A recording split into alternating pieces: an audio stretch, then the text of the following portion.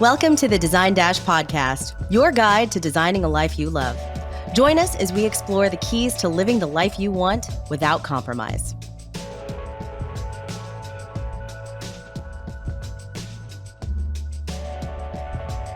We're going to start today, as we always do, by thanking our wonderful friends at Monogram Appliances. They support us here at the Design Dash podcast, and they've been wonderful friends of ours at Laura U Design Collective for a very long time. And we really love them because of their dedication to just high quality materials, and they support that with an absolutely amazing team.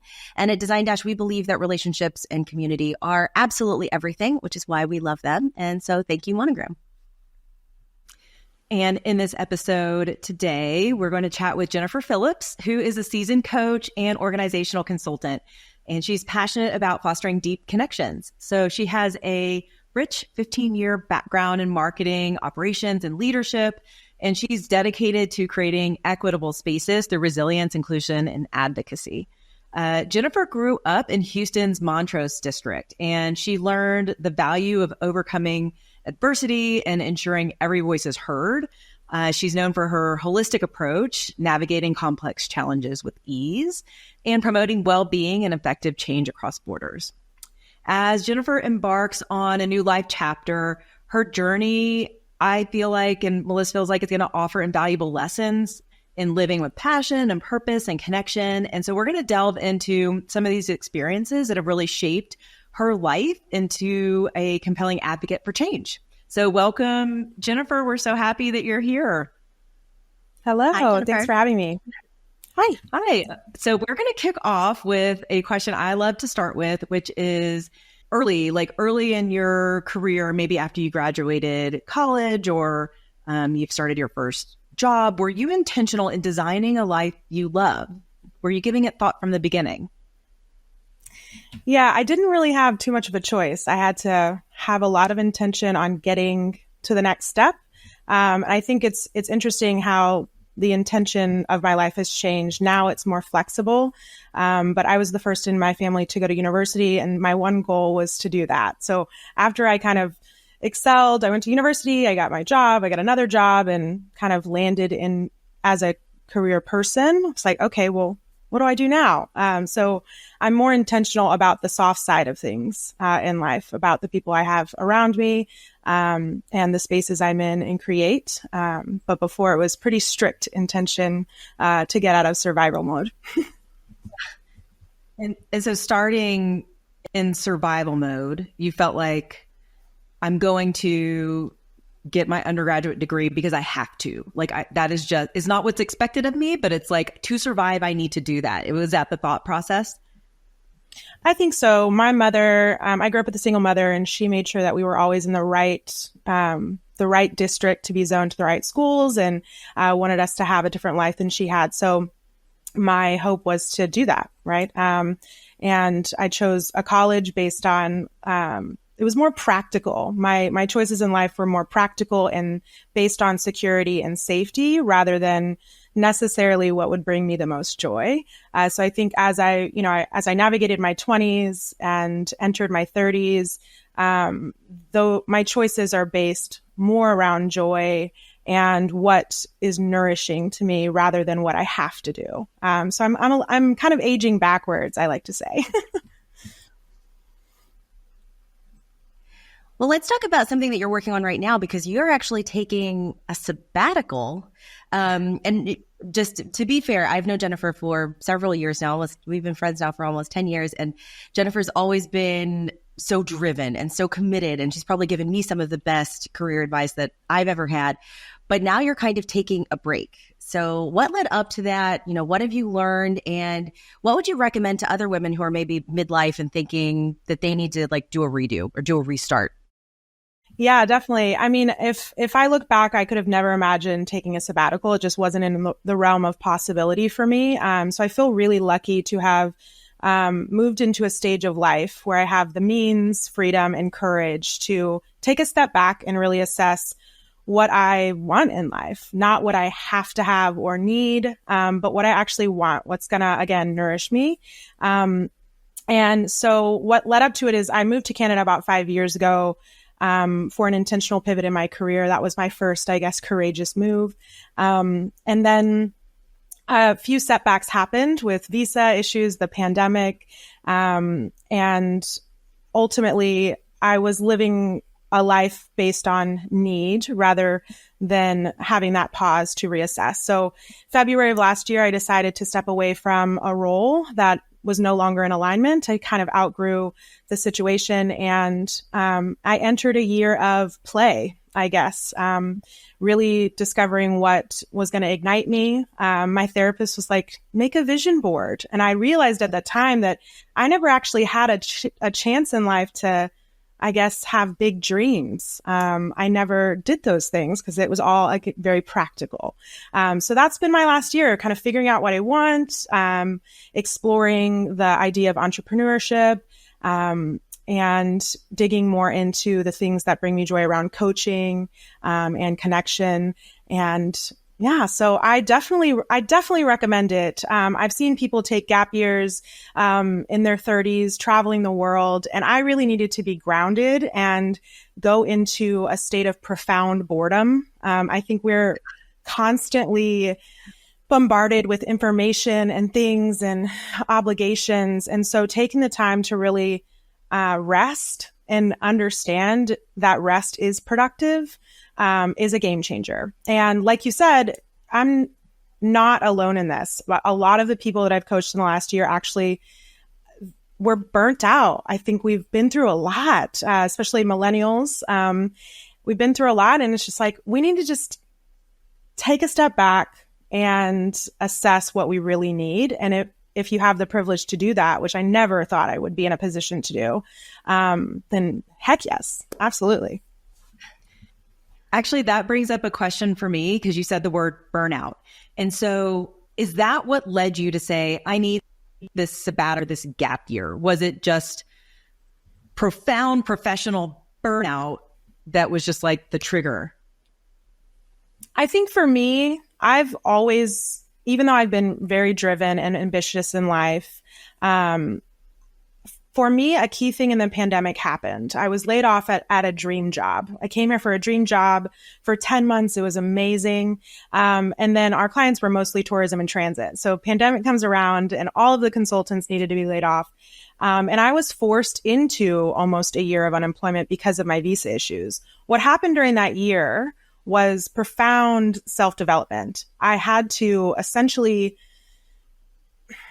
break my self-worth with work. And I had realized at that time that my identity was so wrapped up into my work, my professional self. I mean, my volunteerism was in marketing boards. I was, my friends were all from work.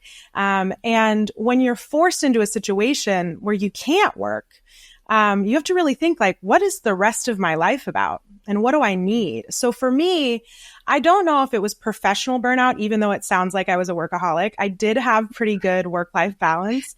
It's just most of the things I enjoyed were around work minds, people, having those conversations with people in alignment there. But for me, I think it was life burnout. Again, I'd worked since I was 15. I had 2 jobs in university. I never got the chance to have a break or to breathe. But a lot of the people that I've coached and talked to over the years, it really is set in, I think, more holistically life burnout, and when I do coach people, you can't just look at work, right? If you have a bad home life, then you're going to have a pretty rough work life. It's all connected. So for me, I think it was life burnout. And I just needed to take a step back. And I was forced to do that. And I think this last year, it wasn't forced, it was chosen, which allowed me to have more control over, again, what do I really want? Not what do I need? I couldn't get out of that initial situation, but I think everything happens for a reason. And I've had such amazing personal growth in the last 5 years, living in this different country. Your coaching clients, are they experiencing the same thing? Is it all burnout, or like, is it a loss of control? Like what are you seeing, and how are you helping them get over that? I think it depends. I mean, everybody has their own struggles. I do coaching around work, love, intimacy, family. Again, I think it's all holistic, but a lot of people that in the past I've actually helped accelerate their careers, right? Like, especially women advocating for how to get more money, how to ask for raises, how to advocate for yourself in the workplace. Those people that I've kind of coached into better positions in life, they got to a state where it's like, I've kind of achieved all the things I wanted to achieve. And I thought I could have a different level of change at, the C-suite or the director level. And I think what hit some of them was that even at that level, they felt a little powerless in this world that there's so much going on and it's easy to feel disconnected. And that's why I'm such a huge advocate for creating community, because it gives you a sense of control, of impact in your little village, I guess. But yeah, I do think it's mainly, especially with millennials and Gen X, just the grind. I mean, just having to continue. And over the last, 20 years, we've dealt with crazy things. My first layoff was oil and gas downturn in Houston. It's just one thing after another. So definitely, I'm going to go ahead and say it's life burnout, but definitely having to, the grind burnout. Yeah. Well, you talk about community and you know me as a friend.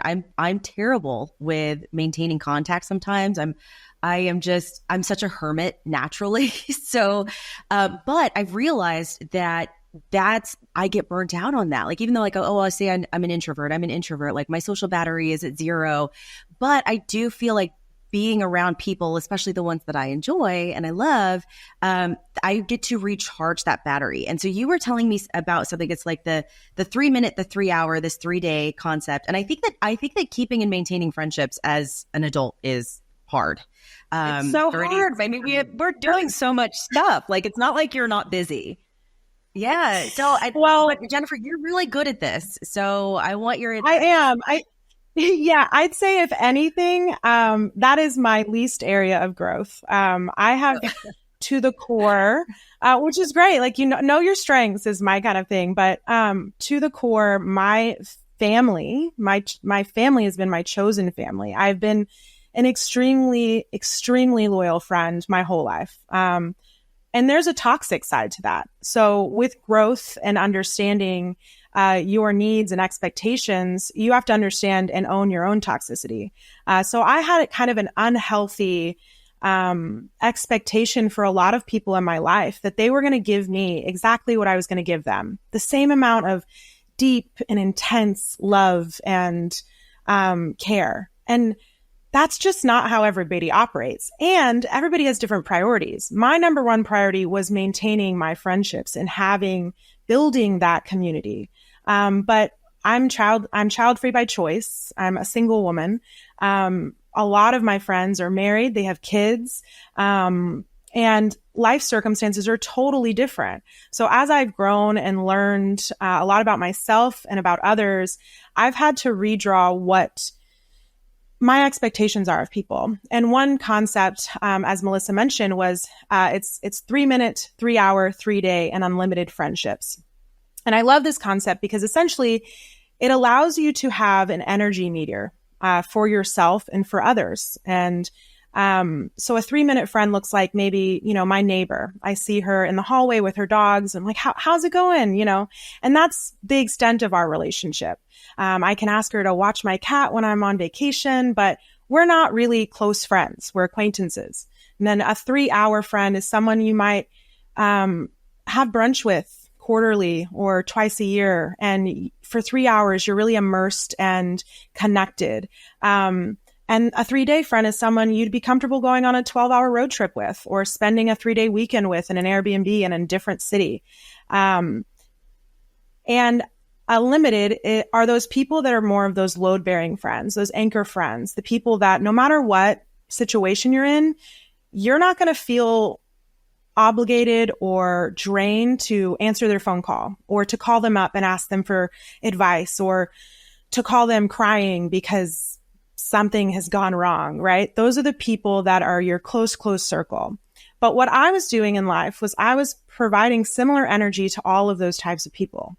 And you just can't do that. And people don't do that in return. So if you have high expectations for yourself and the people around you, you're going to have a lot of disappointment if you're not discerning the difference in level of connection. So that's been a huge learning in the last 10 years for me. And my therapist at one point, she said, well, do you know where you are for these people? Like you've categorized kind of your friends. Do you know where you are? Is it the same? And I think in the last year and a half, I have really kind of purged a lot of people and things and places in my life that where I had someone, it wasn't feeling reciprocal for whatever reason. And I think that's really important. Just making sure that the energy and time you give to people around you is reciprocal and respectful and communicative. And if I may answer the other part about the introvert question, I have most of my friends are introverts. So I have the lovely job of acquiring introverts, and I love it. But there's different ways to connect.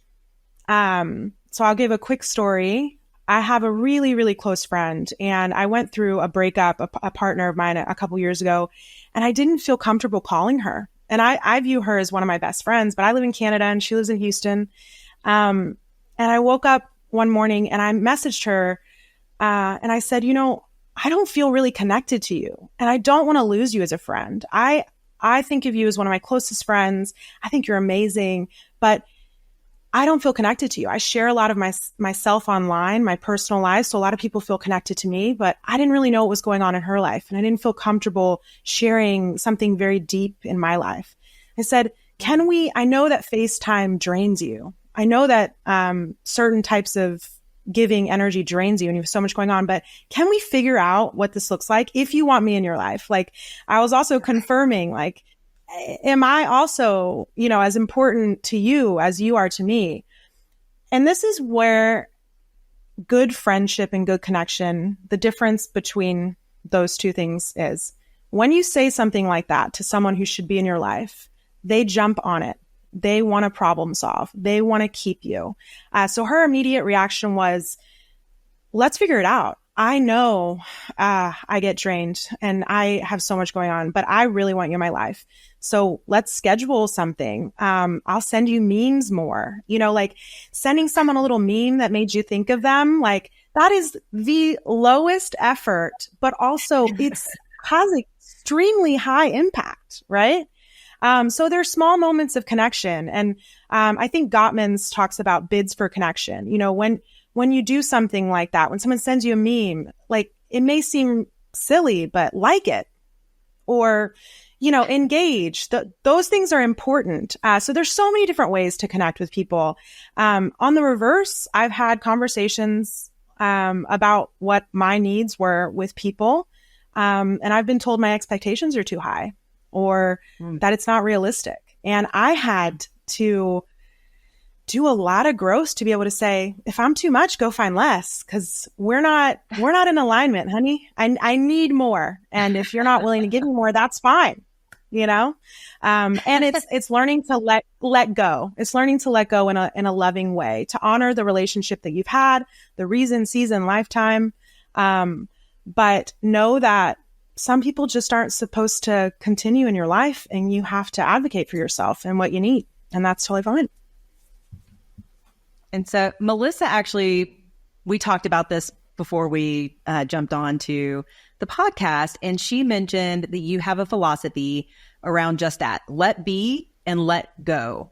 So I'd love to hear a little bit about your thoughts. I mean, we can delve so much into this, like the introvert thing, the self-worth thing, like there's so many places we can go, but talk to me about this philosophy of let be and let go.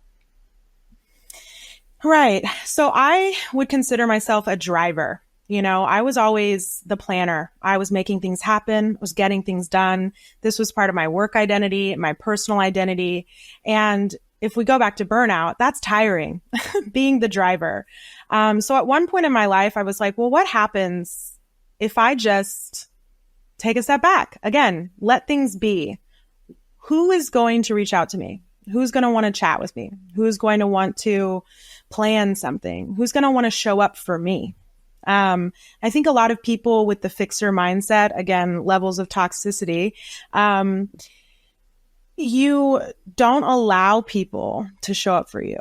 So I had to take a step back and say, well, what happens if I just let things be? And I'm okay with letting things go that don't continue organically. And I really saw a lot from this. I believe in allowing people to live in whatever state they are in living. And I think I recently talked about how you can put something down for whatever reason, but you're not guaranteed that that person or connection will be there when you're ready to pick it up. So I'm really big on communicating where you're at in life. Because again, good friends, good connection, good family members will honor your need for space or time. But if you kind of disappear from someone's life, I've gotten really good at just letting that be and letting it go. Again, honoring the time that I did have a strong connection with someone, but honoring myself a little bit more of I deserve people who show up for me as I would show up for them. So, and I think that's something that I'm taking into every facet of my life, within my career, with not forcing things. You know, I don't think that your life should be forced. And I think for a long time, again, I had to kind of force a lot of stuff to get to where I am today. But I don't have to force things. I can just live the beautiful Pacific Northwest chill life, I guess. And let things be, let them be. And even with that mindset, like that sounds lovely. I'm a driver. Melissa, I'm sure can tell you all about it. But with that mindset of letting it be and letting it go, do you set goals for yourself? Do you still look forward and say like, you know, I really want this for me in my life and I'm going to work toward that? Or are you just kind of like this is a season in your life where you're just going to go with the flow and let things fall where they may, and that's that? Yeah, I think it's a mixture. So like I said, I've never been a huge goal setter. Because I actually find sometimes they can be extremely restrictive.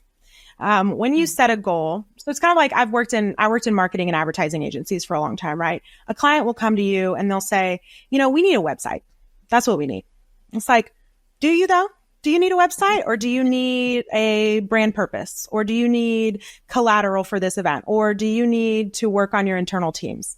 And I think when you're narrowly focused on one goal or one achievement, and this is kind of how I was in life. I was like, I have to get to this next step. I'm choosing this career path because it's the secure one. It's the smart one.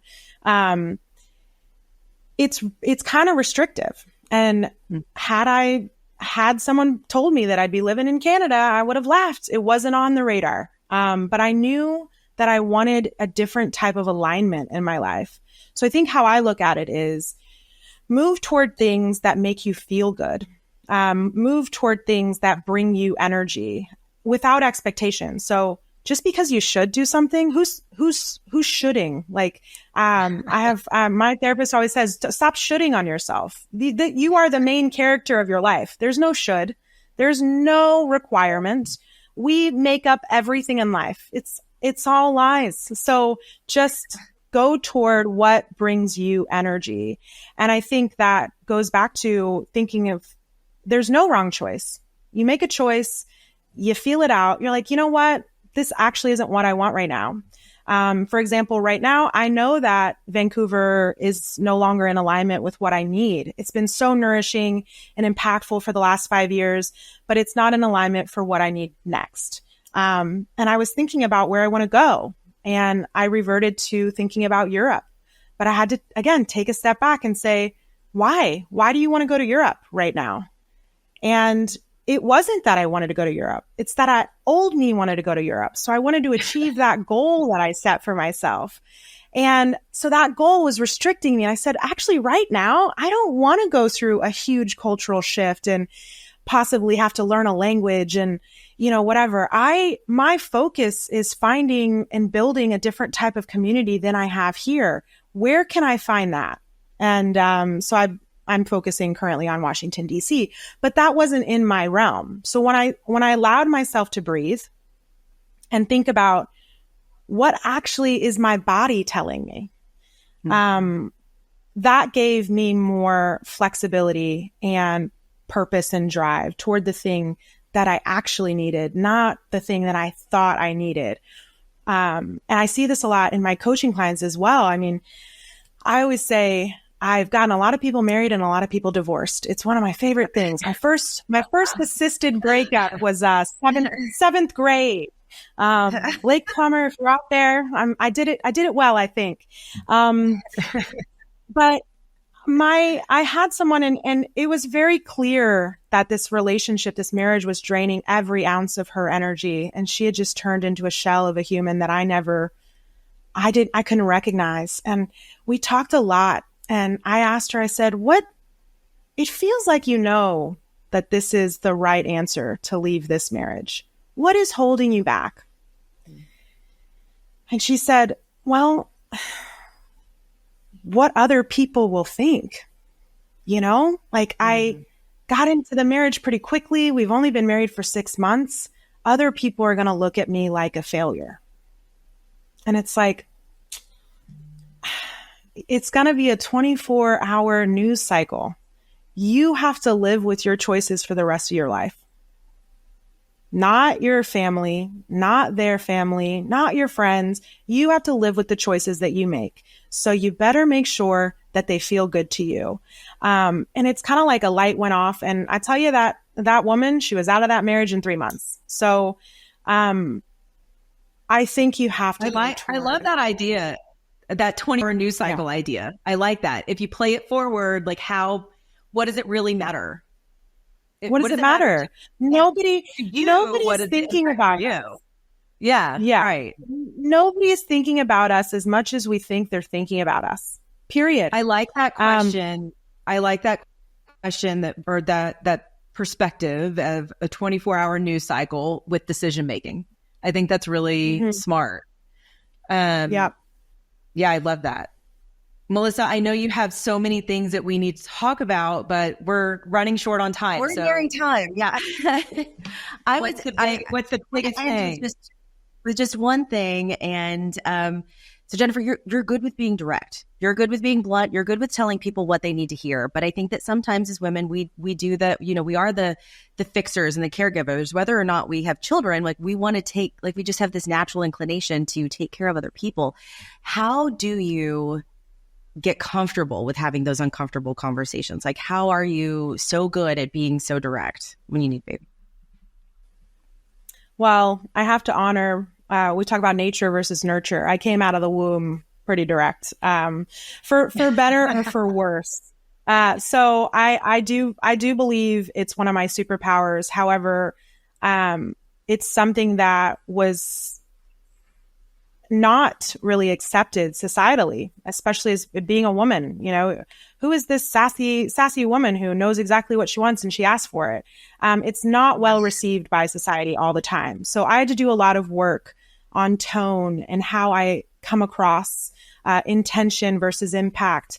But ultimately I kind of went to the other side and I lost my superpower, right? And that's why I'm so passionate about having people live authentically and within their strengths. We should love everybody for exactly who they are and have them find alignment with other people who love who they are. But so I have to say, I've always been very direct. But I love this concept. It's about straight talk, blunt talk, and passive talk. Okay. And a lot of times, especially as women, when you're a straight talker, when you're just saying something directly, you're perceived as being a blunt talker. And so that's our own challenge. But research shows that it is more effective to be a direct talker, to be a straight talker. You're understood more clearly. People feel calmer around you. But a lot of times people stay in this passive zone because they don't know how to advocate for their needs, or their past has dictated that they shouldn't, or they're not allowed to advocate for their needs. So I think that's where I'm really passionate about empowering people to understand that what you need is what you need, and the right people are going to honor that. It's about giving people the courage to ask for what they want, but also sometimes the tools, right? Like, we don't have, I think if we grew up in the school system and we had some more soft skills, education, we don't have a lot of education around how to have effective conversations or uncomfortable conversations. And as someone who loves doing that, I had to learn how to be more effective with those conversations, especially as someone who's driving teams to get stuff done, right? Like, how I approach someone, it was my livelihood. I had to figure out how to make people effective. So I did a lot of work in understanding the DISC assessment and Enneagram and Myers-Briggs. And a lot of people will say whatever they want about personality assessments, but I think it's a starting point for people to have conversations with themselves and about themselves with others. It gives them a little bit of a crutch to revert back to something and say, well, this is kind of who I am, and then they can feel comfortable and confident in that space, and advocate for what they need for the people around them. So I do think it's extremely courageous. It's very difficult. And though I had an innate, piece of that in me, I often struggle as well, but I know that the outcome is better when you're more direct. And I love this concept of ruinous empathy. It's from a book called Radical Candor, and it's the thought of being nice versus kind. Is it really nice to not be direct with someone, or to skirt around something, or to lie to someone because you don't want to have a second of discomfort?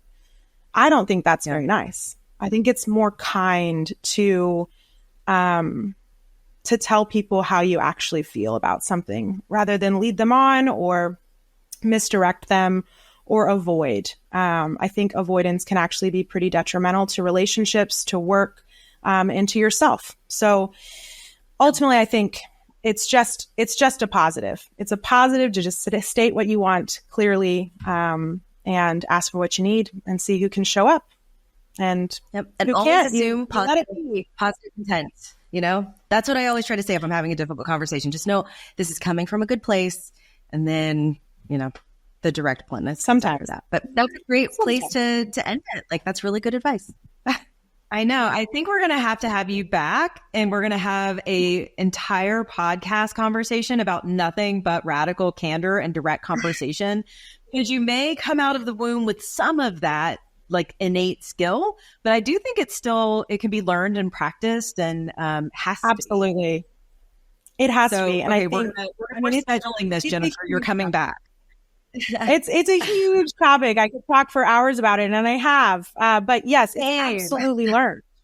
Absolutely learned. Okay. Because again, I had to learn how to be more effective with it. So I still had to do a ton. I mean, literally, like, I'm going to go ahead and say 15 years of deep personal awareness work, therapy, and whatever. So it's absolutely learned. And I help people do that all the time. So it makes my heart glow. Well, and that's a good way to wrap up. So you help people, you coach people. So tell our listeners how they can find you, social handles, your email, your website. Sure. I'd say I'd probably send most people to my LinkedIn, but I have a bio.site /Jennifer.Phillips. And it has my links to TikTok and Instagram and LinkedIn. And I'm focused on my personal transition back to the States. So I'm not actively seeking any coaching clients. I have to be very, very focused and clear, but I always welcome really amazing conversations. I have a little bit, a button in there that says, book a complimentary connection call. I love meeting new people and hearing about their experiences and backgrounds. So always happy to connect with people on LinkedIn. And then Instagram and TikTok, we're not niched, we're not branded. It's very personal, but I'm public. So feel free to follow me for all the goss in life. Thank you so much for joining us. This is a really great conversation, and I can't wait to continue it in the future. Thank you guys for having me. Really, really honored. Thank you. Thank you for listening. Make sure to check out our next podcast, coming live next week on Spotify, Apple Podcasts, or wherever you get your podcasts. In the meantime, you can find us and more wonderful stories like these on designdash.com. And make sure to follow us at Design Dasher on Instagram and TikTok. Till next time.